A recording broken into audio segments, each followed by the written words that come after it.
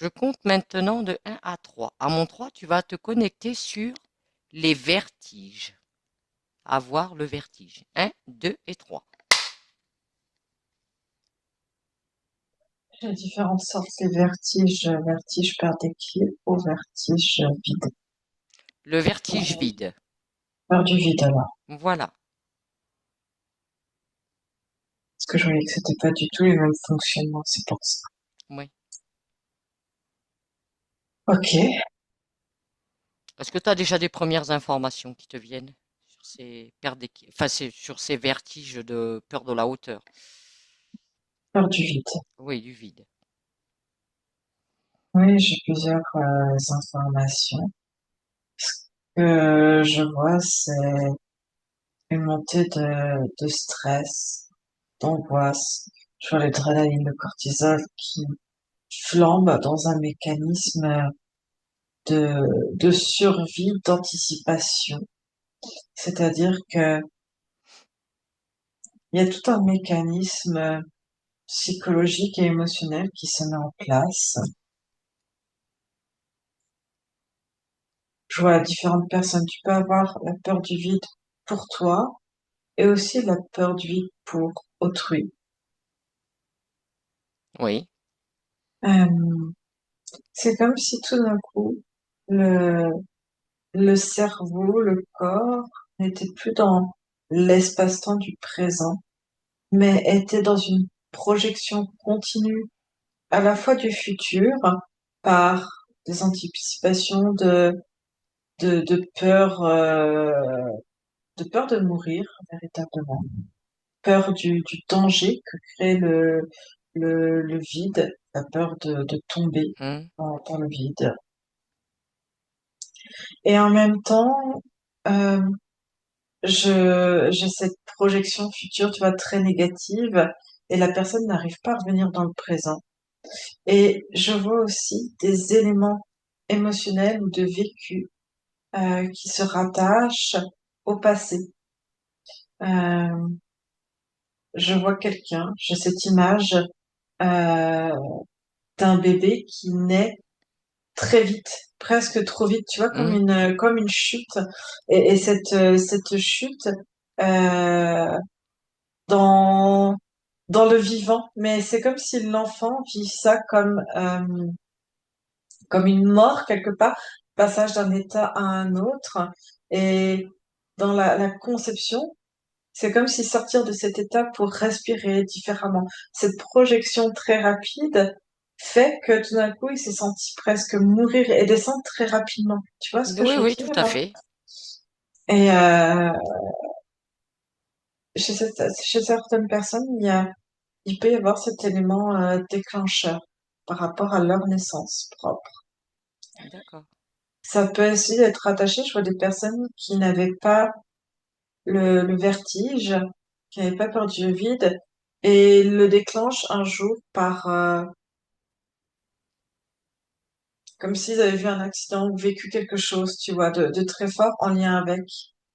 Par exemple, de tomber. Tu vois, je vois un enfant Mhm. qui va être sur un muret assez haut, et pour autant, ça va être quelque chose, tu vois, pour lui d'anodin. Je le Mhm. vois faire des allers-retours.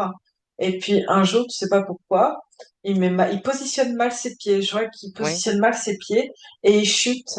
Et cette chute va lui faire très peur, il va se faire mal. Et il va sentir aussi toute l'inquiétude de tout le monde autour. Euh, la peur qu'il lui soit arrivé quelque chose parce que c'était assez haut pour Mhm. lui. Et il n'avait pas cette notion de danger. Et là, cette notion de danger, la peur de tomber à nouveau, de se faire mal, et toute cette inquiétude, ça s'est cristallisé. Et bah, cet enfant va commencer à avoir peur du vertige, peut-être pas tout de suite, mais au fur et à mesure, parce que il va y avoir l'environnement qui va créer une Oui. surcharge émotionnelle, D'accord. de peur et de stress. Euh, je vois aussi que dans ces moments-là, le, quand la personne est en état de vertige, donc elle est dans une projection future, d'anticipation de danger, et surtout de mort imminente. Euh, je vois que le cerveau n'arrive plus du coup à analyser. C'est comme si je voyais différents étages, comme si ce que percevaient les yeux et les oreilles étaient différents euh, de la temporalité. Tu vois ce que je veux dire? D'où vient Et cette du différence? ressenti. C'est le mécanisme en fait, parce que tu as ce mécanisme de projection. Donc du coup, les images qui affluent sont différentes et ça crée Hmm. des niveaux. Et c'est pour ça que c'est compliqué de ramener, je vois quelqu'un dans un état présent parce que les yeux, les oreilles et le ressenti sont dans le présent, mais avec une projection d'une carte mentale future. Oui, Et la personne n'arrive pas à rationaliser, elle vit dans ce décalage en fait. oui, Et ça devient complètement irrationnel. sachant que le cerveau déjà ne fait pas la différence entre ce qui est réel ou pas. C'est pas ça, là, c'est vraiment Oui, mais même si ça reste une différence. projection, pour lui, si cette projection est là, le cerveau, lui, c'est comme si cette projection était réelle. Oui, bien sûr. Hmm. Alors si tu prends, observe, toi, admettons, Anne-Julie, eh bien, tu es concerné par la peur du vide. D'où te vient, toi, cette peur du vide? J'ai plusieurs images, même petites, montées sur des poutres, tu sais, dans les cours de PS. Ouais. C'était et pourtant pas bien haute, hein, tu sais, c'est même pas 1 mètre du sol. Mhm. Je me vois dans des angoisses pas possibles, rien que de traverser la poutre. Moi, je faisais pas d'exercice de roue, de machin, dessus ou de me mettre à cloche-pied. Il me fallait toujours quelqu'un. Peur de tomber, peur de me faire mal. Hmm. J'ai des souvenirs très presque douloureux, tu vois, qui remontent aussi, où j'ai failli perdre une chienne qui a commencé à descendre sur le pan d'une falaise, tu vois. Mhm. Et quand ma mère a réussi à rattraper une extrémiste et à remonter allongée sur le bitume en train de tirer le chien et moi qui pleurais à côté parce que j'anticipais que ma chienne pouvait tomber, ma mère pouvait tomber, Oui. que tout le monde allait mourir en fait ce jour-là. Oui, tu faisais une projection. Ouais. Mais en même temps, le danger était tellement présent. Il est là, il est imminent, t'es dans le présent, on est C'est ça. d'accord. Hmm. Qu'est-ce qui nous différencie des personnes qui, elles, n'ont pas du tout cette peur du vide? La notion du danger et le rapport à la mort. C'est-à-dire, c'est pas forcément de mourir pour certaines Mhm. personnes, mais comment tu vas mourir et dans quelles circonstances, dans quelle souffrance tu peux mourir. Et aussi, si tu es seul ou pas seul, s'il y a des personnes qui t'accompagnent, la mort aussi des autres à ce moment-là vient en projection. D'accord. Je vois que tu peux aussi avoir, c'est un petit peu différent, mais c'est le même mécanisme. Peur, cette notion de vide avec la profondeur, tu vois, dans l'eau. Oui, alors ça, moi, je l'ai énormément, hein. Ça m'attire, c'est les profondeurs, c'est phénoménal. S'il y a de la flotte, c'est encore pire, ça décuple. Et c'est à la fois une projection de l'inconnu, une projection de danger. Et, et je vois, ça crée des marqueurs au bout d'un moment, en fait, dans le cerveau. Tout le corps se met en instinct de survie, même si le danger n'est pas là, n'est pas imminent tout de suite, mais que c'est une possibilité. Et puis après, tu peux avoir, moi je vois, le vertige, je peux l'avoir quand je l'aurais pas, par exemple, en avion ou en montgolfière, Mhm, étonnamment. Mais par contre, je vais avoir le vertige à partir du moment où je risque, moi, une chute ou que je suis rattachée. Par exemple, si je suis sur un muret, tu mhm. vois, et que je peux voir loin ou très bas en contrebas, et que je me penche un peu trop, je ne pourrais pas. Ou si je sens qu'il n'y a pas quelque chose pour assurer la sécurité. Oui, Euh, Ça va être tout ce qui va être télécabine, télésiège. Euh, je vois, c'était funiculaire aussi, tu vois, très raide. oui, tu l'as Parce vécu il y a que, pas longtemps. ouais, bah, la peur que, en fait, tu peux plus rien contrôler, hein. Je me revois dans le funiculaire et de me dire, imagine, ça lâche, imagine, voilà, et t'essayes de trouver quelque chose pour rationaliser, être dans l'instant présent, mais c'est quand même quelque chose de plus fort que toi et de voir le vide, et de voir le mécanisme du funiculaire. Et tu dis à tout moment ça peut lâcher, tu peux aller te scratcher en bas. Enfin c'est Oui, t'arrives pas à reprendre le contrôle sur la situation. non, non, c'est impossible. Et Je me c'est, vois dans des endroits, tu vois, m'asseoir ou tu vois fermer les yeux en attendant que ça passe.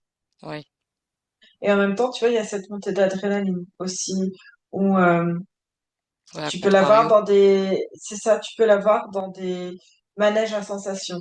Hmm, C'est-à-dire que c'est différent. Euh, Là, tu vas le prendre, par exemple, le funiculaire, le télésiège, ou autre, tu te dis que tu le prends, et normalement, c'est sécure, tu vas monter, et t'es pas là pour un côté frisson. oui, Donc, t'es pas dans cette optique-là, tu vois. hmm, Donc, quand tu vas être dans un parc d'attractions, je dis pas qu'il n'y a pas de danger, mais ce que je vois, c'est, t'es là aussi pour te faire peur. Donc, c'est comme oui, pour si ton t'amuser, pour te faire, cerveau, c'est cette recherche, donc tu y es. et ton cerveau, en fait, se met dans une position de jeu.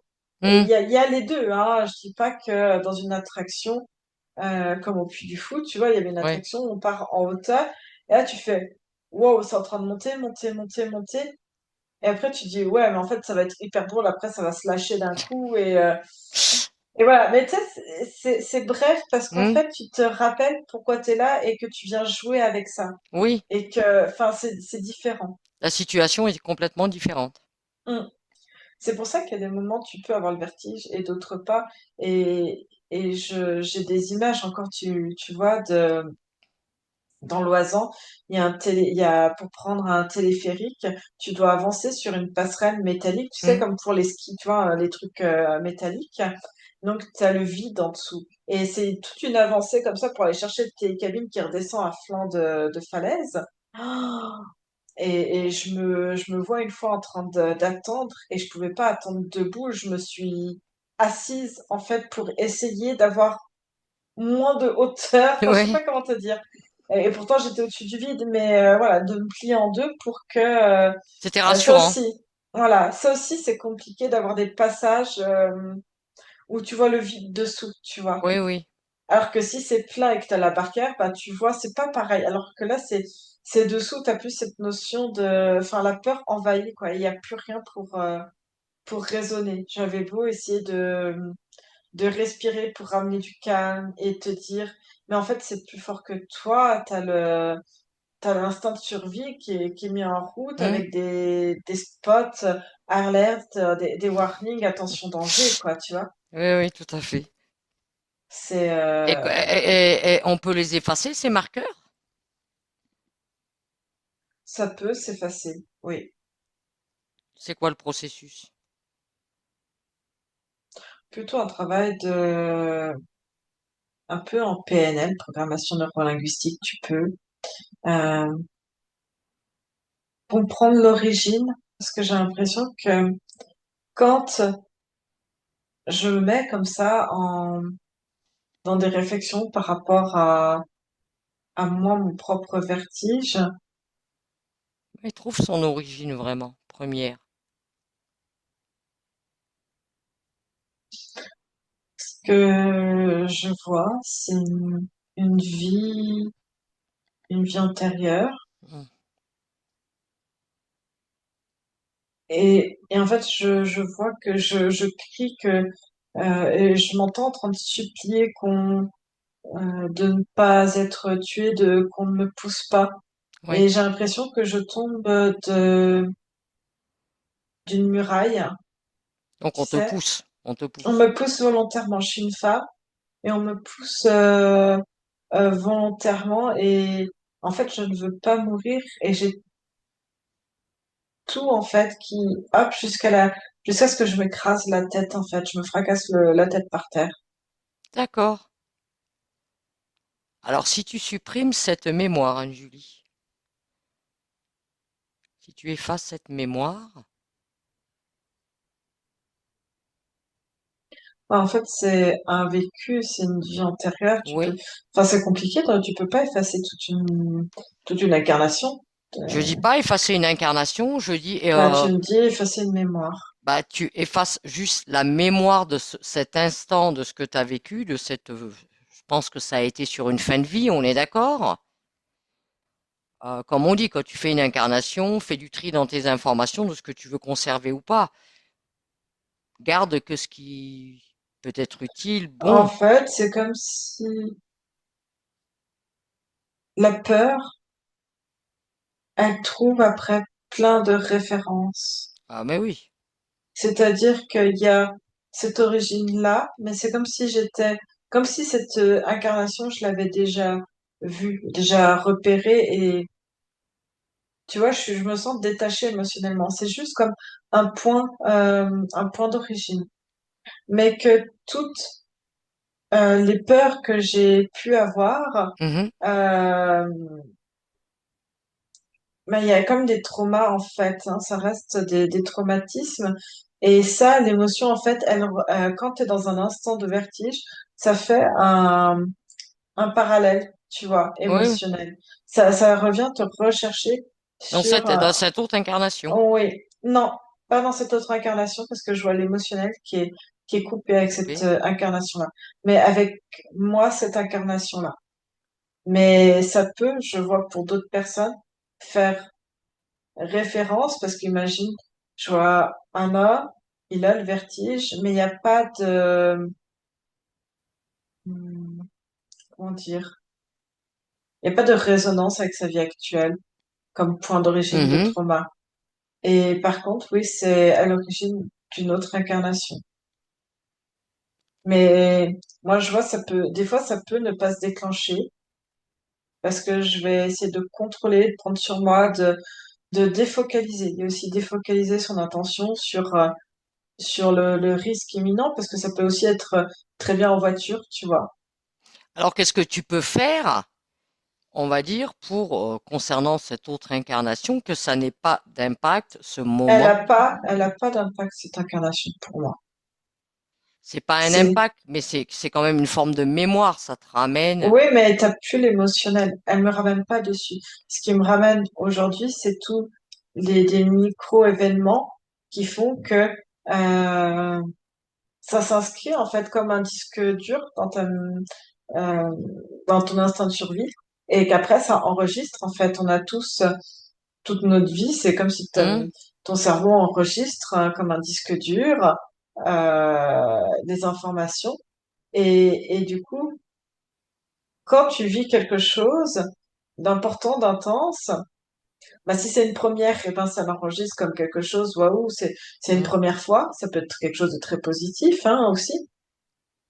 Et quand ça se répète, eh ben ton cerveau fait des assimilations en fait. Oui. Tiens, ça me rappelle à ça, ça me Mmh. rappelle à ça. Et si tu vas sur ce disque dur, est-ce que tu peux intervenir sur ce disque dur? Observe sur ce disque dur tout ce que tu as vécu dans cette incarnation en tant qu'Anne-Julie, on est d'accord? Déjà, est-ce que tu peux déjà effacer certaines données pour limiter l'impact?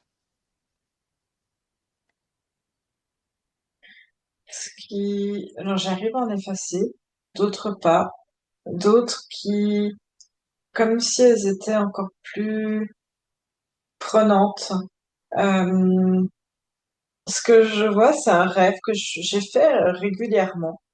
Euh, et c'est comme si ça avait été encore plus, comme s'il prenait une forme de réalité. Tu vois ce que Oui, je veux oui, oui, un rêve vécu, quoi. dire? En fait, j'ai des souvenirs de rêves que je faisais plus jeune, mais même en tant qu'adulte, Hmm. d'être sur la route en voiture et d'avoir des grands virages, des grands lacets sur des routes étroites. Et tout d'un coup, en fait, ben, la voiture, il y a une perte de contrôle. Je ne sais pas exactement ce qui se passe. Et la voiture, au lieu de suivre le virage et de continuer, en fait, coupe le virage. Et je me vois, en fait, avec la voiture chuter et tomber. C'est à flanc de falaise. Et généralement, tu vois, ça me réveillait en sursaut. Alors, est-ce que ce rêve qui a quand même été Et récurrent à plusieurs périodes dans ta vie, je pense qu'il a un lien avec une autre incarnation aussi. je sais pas. Là, comme ça, j'ai pas l'information. Mais en tout cas, c'est comme si je le vivais réellement quand je me suis retrouvée en van, tu vois, l'été dernier, en Corse. Mhm. Et à un moment donné, et pourtant j'en ai fait de la route de montagne, Oui, etc. oui. Mais me retrouver encore sur les routes, ça a été quelque chose de... À un moment donné, oui, j'ai eu des sensations de vertige. Et c'est comme si j'étais en plein dans mon rêve, comme si, tu vois, ça avait une résonance. Mhm. Je pense que tu peux quand même trouver l'origine de ce rêve. D'où il vient, va à l'origine maintenant.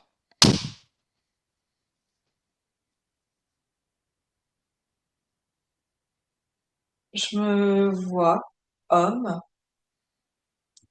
et je marche, je suis pieds nus en tout cas, et je marche, j'ai comme des bœufs ou des taureaux, je sais pas Mhm. exactement, et qui sont attelés à une carriole et, euh, et on marche sur une petite route. Très étroite. Ça a l'air, ouais, ça a l'air Mhm. glaciaire et, Et et là, tu j'entends un chutes. bruit. Pas tout de suite, en fait. J'entends un bruit, apparemment, c'est comme si pour moi c'était, j'entendais un bruit d'éboulement de rochers. Oui. Et j'ai l'impression au départ que ça vient de derrière. J'ai pas trop d'informations. Et du coup, je monte dans cette espèce de carriole et il y a d'autres personnes avec moi. Et c'est comme si j'essayais de faire aller plus vite Les les bœufs. bovins. Mhm. Ouais. Et ils accélèrent, il y a la peur qui m'envahit et tout d'un coup, en fait, c'est comme si il y avait un pan de montagne, en fait, qui commençait à s'écrouler et Ouais. je vois les cailloux arriver, les rochers arriver, les bœufs qui, finalement, prennent peur et Mhm. commencent à tirer. En fait, tout commence à s'en mêler et je me vois propulsée, dans le vide avec tout le monde. Ouais. Avec tout l'attelage et. Ah. Alors c'est pareil. Est-ce que tu peux te mettre en paix avec ça, Anne-Julie? Avec cette fin de vie assez traumatique? Parce que tu as vraiment. La scène a pris du temps et. Hmm. Donc il faudrait que tu. Mets-toi en paix. Pareil avec cette fin de vie.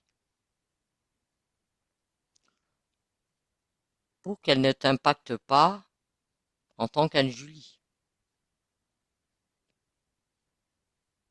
Hmm. Et c'est pour ça, tu sais,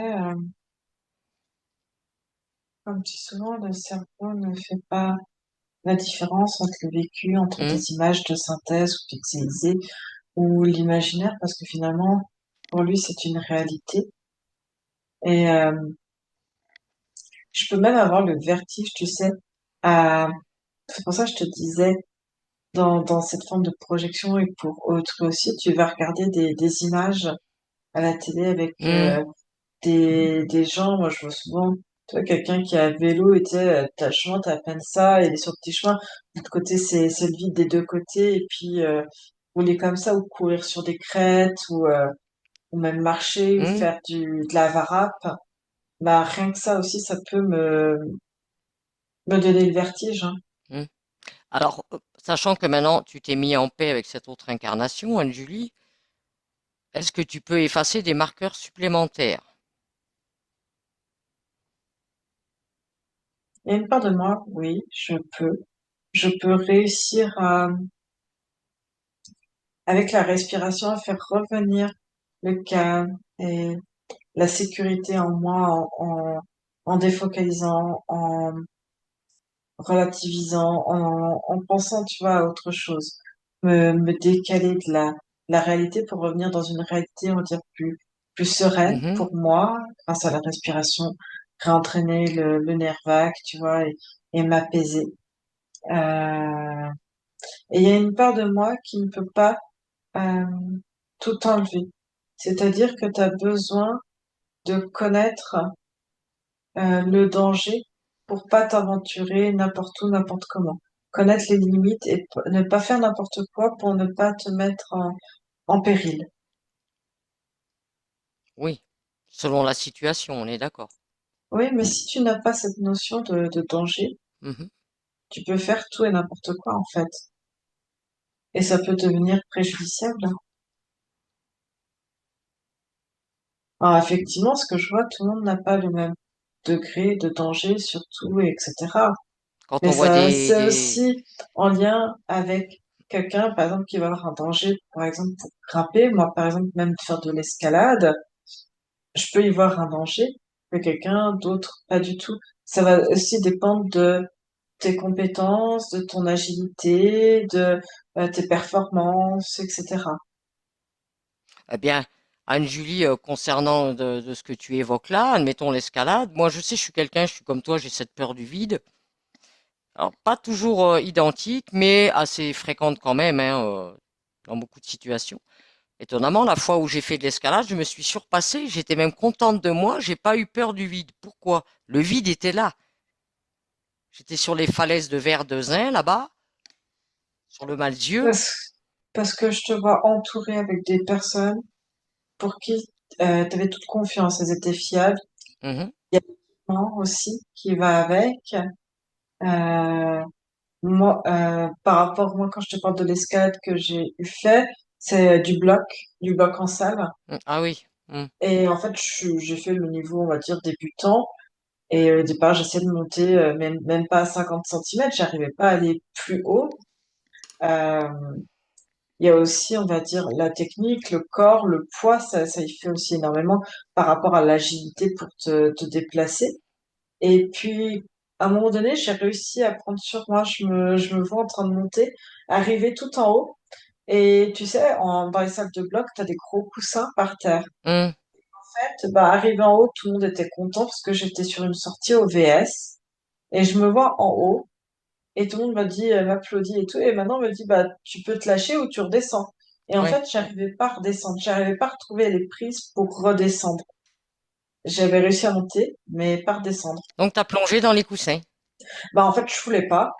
Je voulais pas me lâcher et c'est à force que mon corps se tétanise que je pouvais plus tenir et en fait je me suis lâchée, j'ai crié et en fait je me suis retrouvée par terre, enfin tu vois sur les coussins, Ouais. mais j'ai pas eu mal, rien du Mm. tout et bah, tout le monde est venu vers moi parce que vraiment, enfin oui j'avais vraiment crié et Oui. par peur, hein. Mais bon, après je me suis relevée bon, tout va bien, tu vois, je Oui, suis pas oui. remontée derrière mais voilà. Moi, je vois par exemple la fois où j'ai fait l'escalade. Pourtant, tu vois, tu me dis, je me sentais rassuré, entouré de ces deux personnes, une devant, une derrière. Par contre, juste quand ils m'ont proposé d'aller traverser ce jour même, hein, le pont suspendu, tu vois, malgré que je me sente en sécurité avec eux, j'ai refusé. J'ai dit ça, c'est hors de question. Un pont suspendu dans le vide, que ça balance, il est hors. Alors pourquoi j'ai fait l'escalade et pas le reste? Parce que sur l'escalade, t'avais les pieds, les mains. Alors certes sur du rocher, mais avec le vide derrière toi. Mais c'est ça le vide, même si tu le regardais, il était sur les côtés. Mais quelque part, d'avoir, je te vois, avec les prises de mur dans les mains et sous tes pieds, quelque part, c'est comme Euh, si tu marchais sur quelque chose, comme s'il y avait du plein. Tu C'est vois une ce que je veux dire? accroche, ouais. Hmm. Il y avait une accroche et c'était plein. C'est-à-dire que bah, finalement, c'est comme si tu marchais à quatre pattes, tu vois, mais avec un plan incliné différemment. Et que là, tout d'un coup, c'est comme si tu réalisais ce que tu venais de faire avec le vertige, mais ça fait pas, ça me fait plus penser à ce que tu as fait à un parcours de Via Ferrata Oui, mais que c'était ça. d'escalade. Hmm. C'était ça, c'était au fin de la... C'était de l'escalade parce qu'il y avait que ça. On a juste escaladé une très grande falaise, Hmm. voilà, avec tout le matériel. Euh, Après, il y avait si j'avais été dans la continuité, ce pont à traverser, ça aurait pu faire, oui, de la Via Ferrata. Mais moi, ça, j'ai Hmm. refusé. C'est comme si tout d'un coup, en fait, c'est parce que tu avais le vide sous toi. Enfin, je sais pas comment dire ça. C'est comme si les plans, tu vois, ils sont inclinés Hmm. différemment. Et là, le vide est plus important autour de toi. Enfin, il y a une dimension qui est différente. Et puis, moi, ce qui me fait peur dans ces ponts, parce que si c'était un pont très haut, même pas large, s'il est très stable et tout, j'arriverai à gérer. Par contre, c'est l'instabilité du pont. Tu sais, ces ponts qui balancent, là.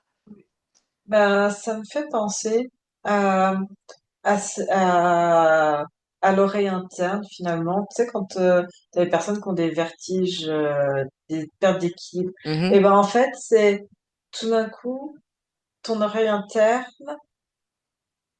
tes sensations et ta vision ne sont pas raccords. En fait, tu es censé traverser quelque chose de plat et c'est comme si ton corps, alors que ça bouge, n'arrive pas à stabiliser, en c'est fait. ça. C'est comme si c'était dissonant.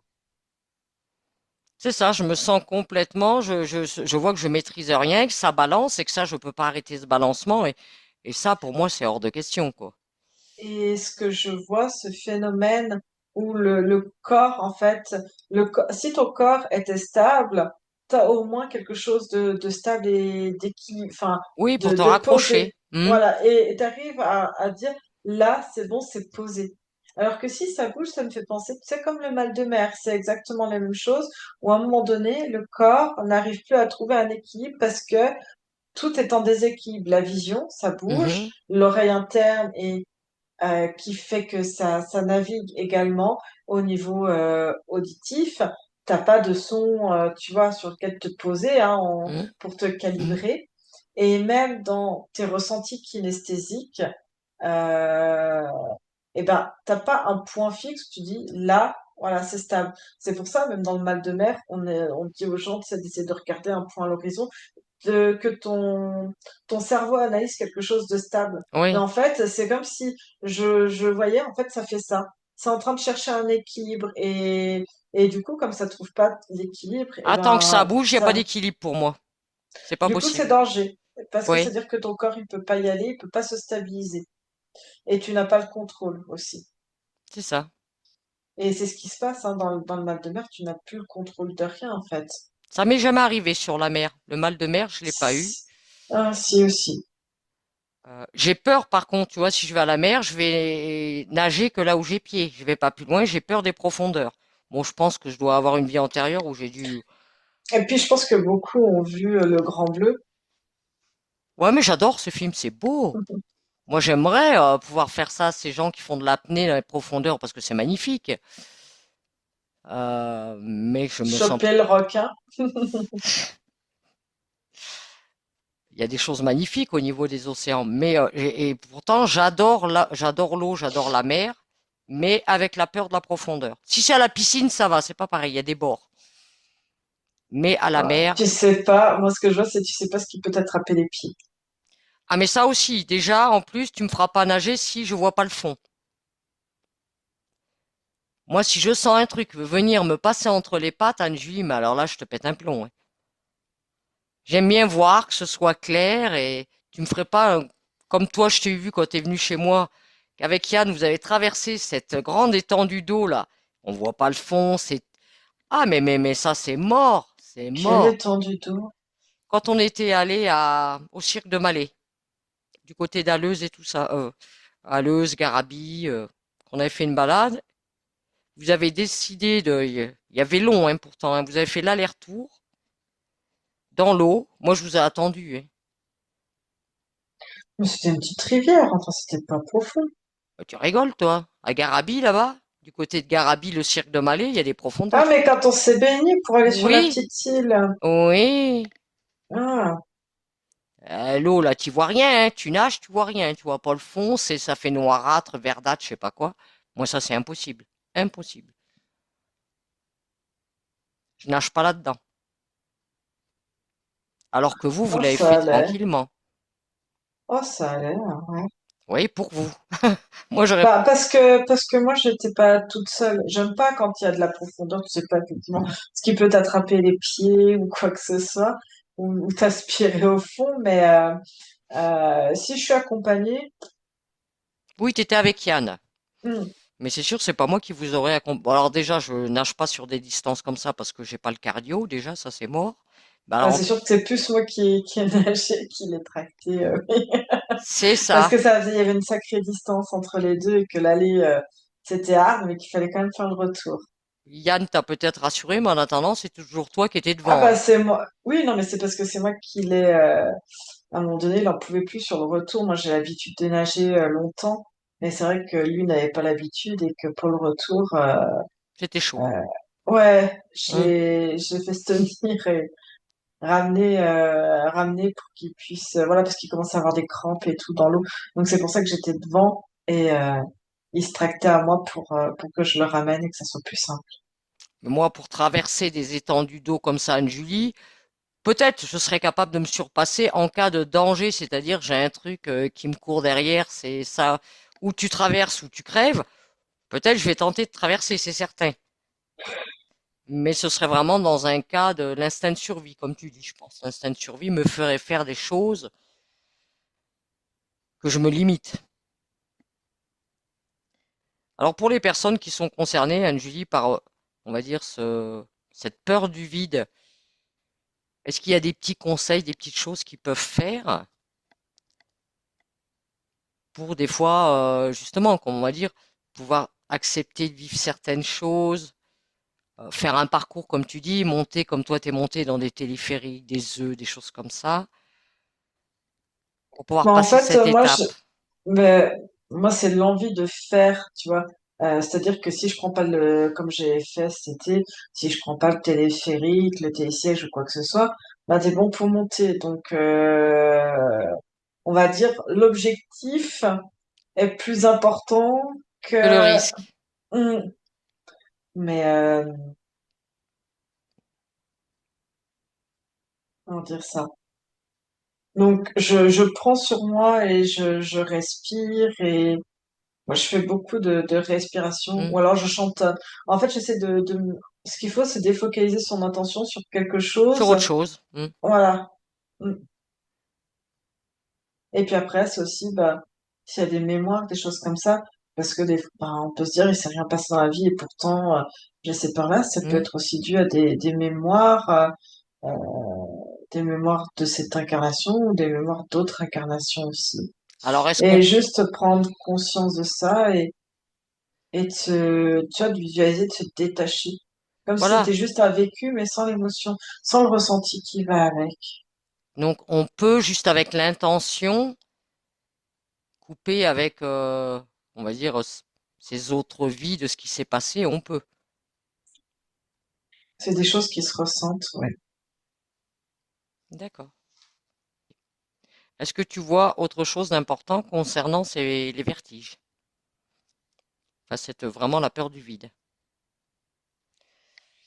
C'est Ah, fréquent. juste par rapport à ce qu'on évoquait, petite technique par rapport mes vertiges plutôt mal de mer, vertiges ou les mal de transport. Mhm. Deux choses que j'ai testées et que des personnes autour de moi ont testé et qui fonctionnent très très bien. Mal des transports, ça va être, je vois, tu sais, de mettre un scotch, un pansement, une compresse sur le nombril. Imbibé?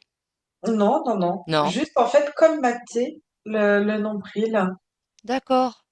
Parce que finalement, c'est comme une part d'émotion qui va être projetée, tu vois, une espèce de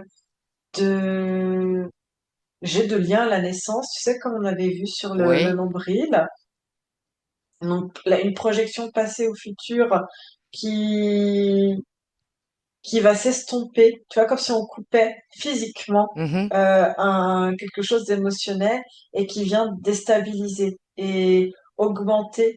Et je vois que et ça marche bien, tu vois, même avec des enfants ou des adultes, mal des transports, mal de voiture, Et tu mets une mal compresse colmaté, avec un sparadrap et ou juste un pansement, hmm, ou peu importe, hein. Voilà, colmater nombril. cette énergie, oui, l'énergie qui en ressort. Ah, intéressant. Et poignet, moi j'ai testé aussi pour le mal de mer, des bracelets, en fait, avec t'as comme une bille qui va appuyer sur un point d'acupression de méridien. Et j'ai l'impression que ça passait sur le cœur, triple réchauffeur. Et c'est comme si ça venait stabiliser. Et par contre, tu vois, j'ai senti qu'il a fallu que je les porte tout du long quand j'étais en Corse sur le ferry. Hmm, Ça ça t'a bien m'a aidé. vraiment, ouais, ouais, ouais. Oh, c'est bon à savoir. Mm. Ok. Est-ce que tu vois autre chose d'important concernant les vertiges? Enfin, c'est vraiment la peur du vide. Non. Non? Est-ce que te concernant, tu vas arriver maintenant à gérer un peu mieux cette peur du vide? Oui, je vois qu'il y a toujours cette notion de faire attention au danger. Oui, mais il faut que ça reste quand même acceptable. Oui, après, ça ne m'empêche pas de faire des activités, Hmm, comme je te dis, parce que derrière, tu as des objectifs, tu as des choses, en fait, qui sont plus importante, mais j'entends parfaitement quelqu'un qui a peur de prendre le télésiège. Et j'en ai pris plein, mais là, tu vois, cet été, j'ai pris le télésiège. Mais à un moment donné, en fait, ce qui a commencé à me stresser, c'est que on a tout de suite été assez haut oui, en espace par rapport au sol, en il y a eu un hauteur. gros dénivelé. Ouais, et puis, bon, c'était raide, mais si tu veux, j'avais enlevé mon sac à dos, mais mon sac à dos, j'avais mon sac de rando et j'ai pas eu le temps de bien m'installer, de bien me positionner. Donc, j'avais le sac à dos, je me revois avec le sac à dos, hum, qui coinçait sous la barre. Alors, la barre, mon chéri, tu vois, Hmm, il a secoué pour montrer que c'était bien fermé, mais pour moi, en fait, j'étais pas bien installée, j'avais ce sac à dos qui me gênait, tu te du sentais pas coup, confort et sécure. c'est ça. Hmm, Même si je savais, et en fait, à partir du moment où ça s'est enclenché, où je me suis mis dans la tête mon sac à dos, il bloque, il a mal fermé la barrière peut s'ouvrir à tout moment. Je te dis, le oui, tu t'es scénario fait est un allé très film, vite. un C'est scénario. ça. Hmm, Et du coup, bah, la peur m'a envahi et elle m'a pu quitter de toute la montée qui a oui, duré, oui, je sais pas, pour moi une éternité, j'en sais rien, ça a duré 10 minutes, tu vois, mais bien raide. oui, oui. Bah, déjà 10 minutes, c'est long quand même, hein, en téléphérique, Anne-Julie. C'est ça. Ah Donc bah je me oui. vois en train de respirer, et puis vraiment ouvrir la barrière à 10 minutes, mais la panique étant de répéter, et même m'énerver en disant on n'ouvre pas la barrière tout de suite, on n'ouvre pas la barrière tout de suite, on attend la dernière seconde, et voilà. Et tu vois, en me disant ça, je me revois en ski plus jeune, je sais pas comment je me suis débrouillée avec les bâtons. Et je suis tombée, en fait, à l'arrivée de la gare télésiège en avant, et mes skis sont restés coincés. Et je me Planté. souviens, ouais, et en fait, je me souviens, la tête en avant, traîner à l'arrière, en fait, le télésiège poussait, et faire le tour comme ça. Et je savais que, bah, souvent, après, c'est le vide derrière, et je Hmm, crois que le gars, il a juste eu le temps d'appuyer, et je me suis retrouvée par terre allongée, il restait peut-être 2 mètres, oui. 2 mètres avant le grand plongeon par terre, quoi. Hmm. Mais voilà. D'accord. Bah, maintenant que tu as conscientisé toutes ces choses, Anne-Julie, eh bien, Hmm. ça va te permettre de lâcher sur certains événements. Ok. Alors, C'est facile après, tu vois, même en accompagnement, parce que je pratique, tu vois, hypnose PNL, oui. tu peux détacher de l'impact émotionnel pour prendre du recul. Ok. Intéressant. On, on te remercie, Anne-Julie, pour ces Hmm. informations ramenées. Déconnecte-toi de cette Hmm. thématique maintenant.